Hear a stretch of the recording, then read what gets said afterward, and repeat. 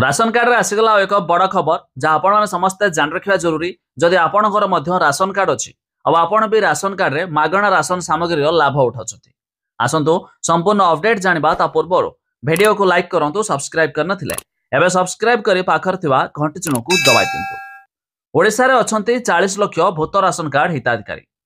सेमानकु नुआ ration card रो बाद दियाजिबो। वर्तमान राज्य रे राशन कार्ड ई-केवाईसी जांच चलिथा बेले एथिरे अनेक नकली राशन कार्ड धारी चिन्हट होइछंती। एने राज्य खाद्य जुगाण और खाउटी कल्याण विभाग मंत्री कृष्णचंद्र पात्र सूचना देइछंती।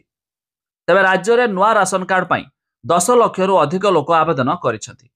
सेहिपरि जाल हिताधिकारी को चिन्हट करिया पई ई-केवाईसी जांच प्रक्रिया आरंभ होइछि। तेबे गत 4 मास होला ई प्रक्रिया जारी रहिछि। एथिरे विभिन्न जिल्ला रे अनेक लोकक मृत्यु होई सारिथिया बेले सेमानक नारे राशन कार्ड चालुथिबा चिन्हट होइछि बोली कृष्णचंद्र पात्र मध्य सूचना देइछंती। एहा छडा से बे आहुरी कहिछंती गत 24 वर्ष धरी राज्य रे जो प्रक्रिया चलीथिला सेथिरे स्वच्छता आनिबाकू नुआ पद्धति हाथ को निया जाइछि। तेबे आमे योग्य हिताधिकारी को जनवरी मासरो नुआ राशन कार्ड देबाकू योजना करिछु। तेबे ओडिसा रे प्राय 85 लाख राशन कार्ड रहिछि। एहा द्वारा जातीय खाद्य सुरक्षा योजना अंतर्गत 3 कोटी 26 लाख हिताधिकारी उपकृत हेउछंती। तेबे दीर्घ वर्ष धरी जांच हेउ नथिबारु अनेक क्षेत्र में मृत व्यक्ति नाम खाउटी सामग्री बिक्री होउथिला, जहा फल अनेक परिमाण रे खाउटी सामग्री बाटबरणा हेउथिबा अभियोग आसुथिला।